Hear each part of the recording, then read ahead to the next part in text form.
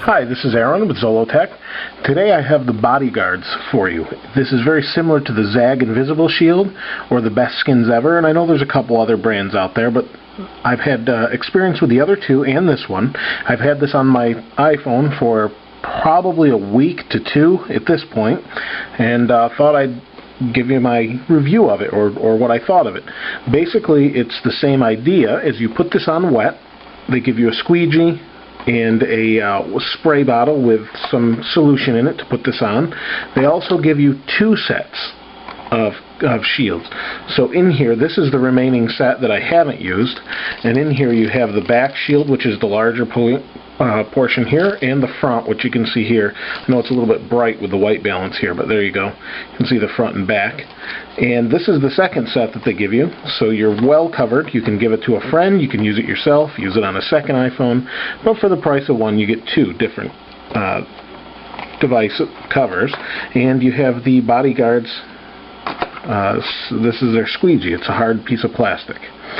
And installation by itself went well. I'm not going to show you that, as I've shown that on other occasions with the Zag and the Best Skins Ever.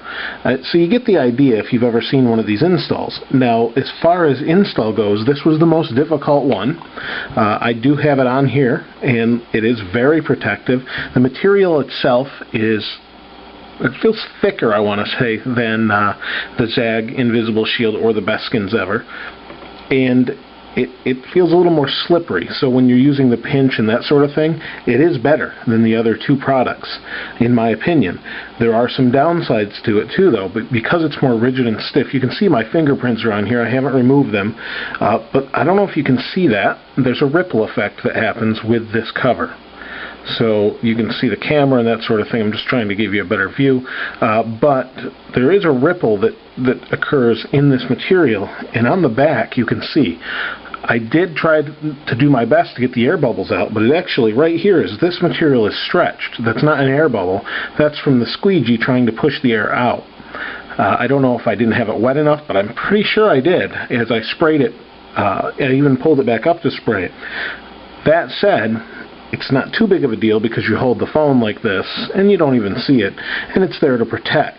Right here there is some more of that stretching from when I was squeegeeing it, and because the material is a little more stiff, you can see it's raised up right here and here, and I did my best to even hold my hand here like this for some time just to keep it steady and attach, give it time to adhere to the surface of the iPhone. Unfortunately, that didn't take. Same thing happened up here in this corner, and it's not because of air, it's just time. I was patient, and it took me a good 40 minutes probably just to put the back on alone. So you do have to be patient with these, but you don't mind so much when it's done because now you have the thinness of the iPhone itself, and you don't have to worry about anything else other than, keeping your screen free of smudges and that sort of thing, but it maintains its thinness. It's well protected. I really do like the Bodyguards, but like I said, it was a very difficult install. Because this material is thicker than the others, it was more difficult to get the air out of it, and I think that's why it's stretched. That said, also, it does cover better than the other two. Around this corner, this is completely covered. I don't know if you can see that here, but basically it starts here and here, the corner, but it covers completely around the chrome, completely around the back, and you might have a 2 to 3 millimeter gap from here to here, from these points at the tips of my nails there. Other than that, and right here, the entire thing is covered, chrome and all, except for the buttons, of course, but even through here is covered well. You just have plenty of room for, I mean, it's cut perfectly around the volume rocker, and there's plenty of room to move the switch back and forth, but it's perfect cut right around there. It's aligned perfectly. Around here they don't give you a button cover, which everybody else does. They give you a cotton, but that doesn't matter. That doesn't scratch anyway. And I do have the screen protector on. There is no air bubbles under here, but it's not a perfect piece of vinyl or plastic material that this is. It does leave a little bit of wrinkles. There's some dings in here. Just from your nail you can leave little scratches in the plastic itself. Just me doing that there. I don't know if you can see it, but all these little, I'm trying to show you on the camera best I can, but all these little things, these are just from like a nail scratch. It's not going to scratch your screen, but it's on the plastic and can get annoying. But as far as protection goes, I've bumped my keys up against this many times. It works great. There is no shock protection, obviously, because it is really thin. You might get a little bit, but not really compared to a real full shell type case. But this is so thin, it really reminds you of how thin the iPhone is. When it's in your pocket, you don't even feel it. With a case on, you do, because it just pushes against your pocket that much more. But, you know, cut around the glass, or the camera lens, rather, is perfect. It's probably the best cut of the vinyl coverings that I've seen. Hardest installation, most durable I've seen, I would say. And doesn't come unstuck, that's for sure. Only these areas, these were unstuck from the get-go. I tried to get them stuck down there, and the reason they're white now is that I think that's lint attached to them.